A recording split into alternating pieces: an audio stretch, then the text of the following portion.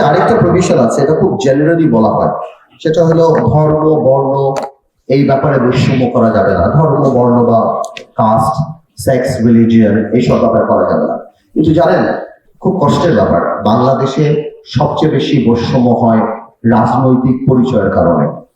গত 17 বছর ম্যাক্সিমাম মানুষ চাকরি পায় নাই, তার বাপ চাচা কেউ বিএনপি করে জন্য।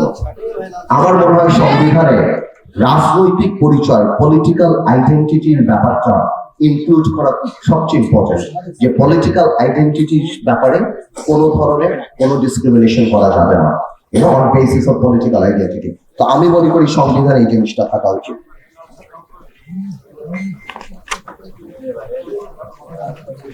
গুম খুনের ব্যাপারে আসলে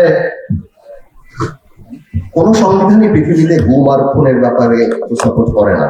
আইন বানিয়ে তো আসলে হবে না, তারপর আইন থাকতে হবে। তবে আমি মনে করি আইনের চেয়ে বেশি থাকতে হবে এখানে মানসিকতা। আমরা চাই এই গুম খুনের ব্যাপারে অনেক বেশি প্রোটেকশন থাকুক, যাতে করে ভবিষ্যতে এই ধরনের মর্মান্তিক জিনিসগুলি বাংলাদেশের মাটিতে না হয়। আরেকটা ব্যাপার আছে, এটা অনেক ইম্পর্টেন্ট, সেটা হলো আজকের দিনে পরিবেশের ব্যাপারটা।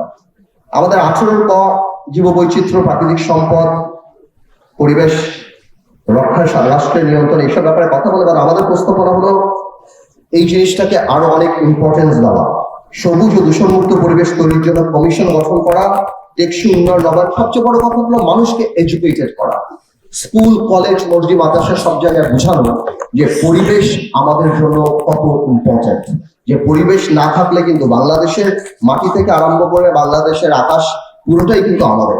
এই পরিবেশ যদি আমরা রক্ষা না করি, আলটিমেটলি কিন্তু সামনে আমাদের ভবিষ্যৎ তো থাকবেই না, দেশ ধ্বংস হয়ে যাবে। এখন কিছু রাজনৈতিক কথা বলে, এই কথাগুলি বলা খুব ইম্পর্টেন্ট। আরো কিছু প্রস্তাব যেটা অন্যান্য রাজনৈতিক দলরা দিচ্ছে, এর মধ্যে সবচেয়ে বড় ব্যাপারটা হলো প্রপোর্শনাল রিপ্রেজেন্টেশন, সমানুপাতিক পারে, যার মানে যেভাবে ভোট মানে উইনার টেকস অল এরকম যাতে না হয়, সমানুপাতিক যেই নিয়ম এখন করার জন্য অনেকে চেষ্টা করছে। নৈতিকভাবে আমি এটার পক্ষে না, এই জন্য এটার পক্ষে না, কারণ আমার মনে হয় বাংলাদেশ এটার জন্য এখনো প্রিপেয়ার না। আর এটা এত বড় একটা ব্যাপার, সেটা এই সরকার না, বরং আগামীতে যারা রাজনৈতিক সরকার আসবে সেই ধরনের সরকারের উচিত হবে এই ব্যাপারে কাজ করা, বসা বোঝা। এবং সেই সরকার যদি মনে করে, তাহলে আমি মনে করি সেটা ঠিক আছে। তবে এই সরকার I think is too weak এত বড় একটা সিদ্ধান্ত নেওয়ার জন্য। দ্বিতীয়, প্রধানমন্ত্রী এবং রাষ্ট্রপতির ক্ষমতার ভারসাম্য, জুডিশিয়াল কমিশন, জাজদের অ্যাপয়েন্টমেন্ট, এই ব্যাপারগুলি নিয়ে আমরা সবসময় কথা বলি। আমি মনে করি এই ব্যাপারগুলিও, অম্বাসডার ক্রিয়েশন, সবকিছু, আমি মনে করি এই ব্যাপারগুলিও আগামীতে যারা সরকারে আসবে বা আগামীতে যারা রাষ্ট্র পরিচালনার দায়িত্বে থাকবে তারা বসে করা উচিত, বিকজ এগুলি নালে অনেক প্রশ্ন থেকে যাবে, এগুলি সাধারণ কোনো কিছু না। আরেকটা ব্যাপার আসে দ্বিকক্ষ বিশিষ্ট পার্লামেন্ট। আমি মনে করি দ্বিকক্ষ বিশিষ্ট পার্লামেন্ট বাংলাদেশে অত্যন্ত ইম্পর্টেন্ট। এটার ব্যাপারে আমি নৈতিকভাবে মনে করি আজকে যারা হার্ট অফ দ্য পিপল, যারা, সেটা হলো উপজেলা চেয়ারম্যান, ইউনিয়ন পরিষদের চেয়ারম্যান, পৌরসভা। আজকে বাংলাদেশে 450 উপজেলা চেয়ারম্যান, 111টা পৌরসভা আছে, এনাদের বসার কোনো জায়গা নাই।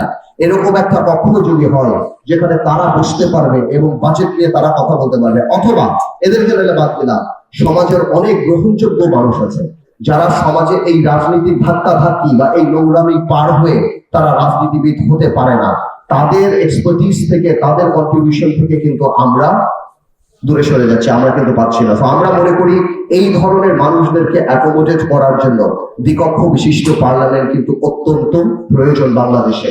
আমি বারবার বলি, সব ধরনের মানুষকে নিয়ে আমাদের প্রথম থেকেই কথা ছিল একটা আসুন সবাই মিলে দেশ করি। আমরা সবাইকে নিয়ে, এবং মেধাকে, যার কারণে এই আন্দোলন, মেধাকে আপনার ইম্পর্টেন্স দিতে হবে। কয়েকদিন আগে বলেছিলাম যে আপনার সুযোগ করে দিতে হবে সবাইকে বিখ্যাত হওয়ার, সবাই বিশ্বস্ত হবে আর আপা আপা করবে, আর আগামীতে এরকম আরেকটা সরকার আসবে, তাহলে এই সরকারের অবস্থা তাই হবে। আমরা কিন্তু এই সিস্টেমকে করাপ্ট করে ফেলি। তো আমি মনে করি যে আগামীতে বিকক্ষ বিশিষ্ট পার্লামেন্ট, যেটা বিএনপি বেশ অনেক আগেই, ভেরি ইন্টেলিজেন্টলি বিএনপি বেশ অনেক আগেই আপনার ইন্ট্রোডিউস করেছে, কিন্তু ভেঙে বলে নাই যে তারা দ্বিকক্ষ বিশিষ্ট পার্লামেন্টে কি এক্সপার্টিস চায় না আপনার আমাদের উপজেলা লেভেলে যারা আছেন বা তাদেরকে চায়। আমি মনে করি এই ওয়ে আইদার আপনার উপজেলা ইউনিয়ন পরিষদের চেয়ারম্যান থেকে আরম্ভ করে তাদের জন্য যদি 700 সদস্য বিশিষ্ট করেন, যদি না করেন সমাজের একদম গ্রহণযোগ্য ব্যক্তি যারা সমাজকে কিছু দিতে পারে না, তাদেরকে শুধু ক্রাইসিসের সময় তত্ত্বাবধায়ক সরকার আর ইন্টারিম বানানোর জন্য প্রচার তো দরকার নাই, তাদেরকে প্রথম দিন তো আমরা আমাদের সাথে রাখতে পারি। তো আমি মনে করি তাদেরকে যদি রাখি, আমি মনে করি সেটা বাস্তবে আমাদের কাজ দেবে।